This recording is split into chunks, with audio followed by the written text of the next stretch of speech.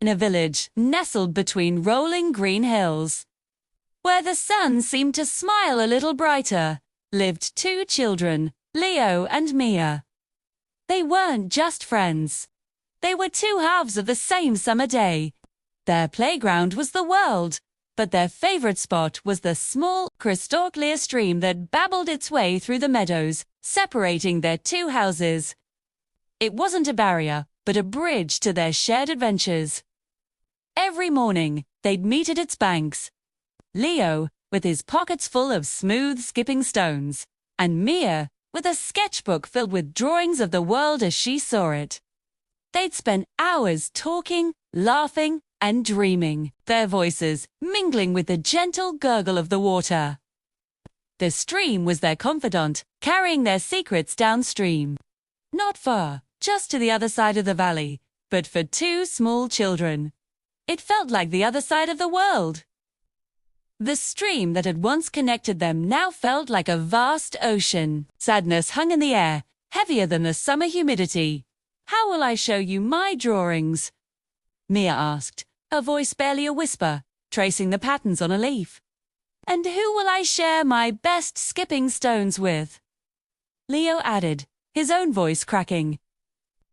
The thought of a summer without Mia was like a sky without a sun. They sat in silence, the stream their only companion. Then, Leo's eyes lit up. He ran back to his house, returning moments later with a stack of bright paper. He sat down beside Mia and began to fold. A crease here, a tuck there. Slowly, a small, sturdy paper boat took shape in his hands. He handed it to Mia.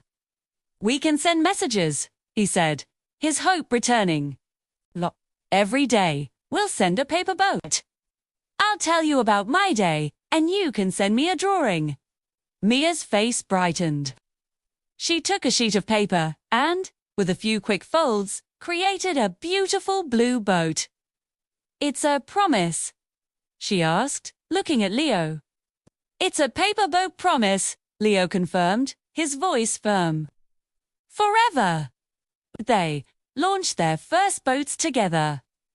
Leo's yellow vessel and Mia's blue, one bobbed on the water, dancing in the current as they began their journey downstream.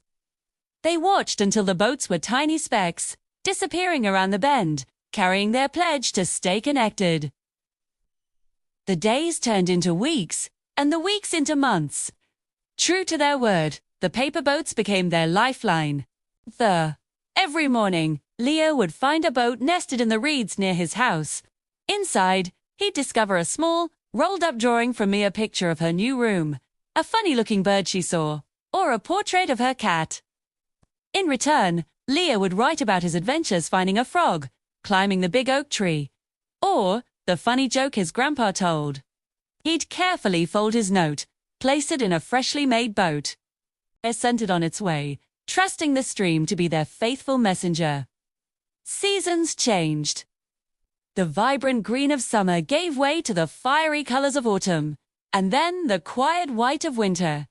The stream sometimes flowed faster after a rain, and sometimes it slowed to a crawl, but it never stopped carrying their messages.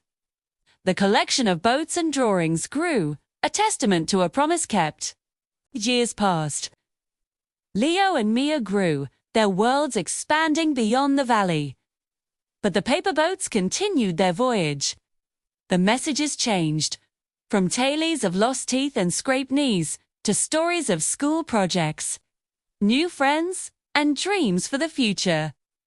The paper boats were a constant, a tangible piece of their unbreakable bond, a reminder that no distance could ever truly separate them. Their paper boat promise, launched on a summer afternoon, had become a beautiful, floating story of a friendship that would, just like the stream, flow on forever.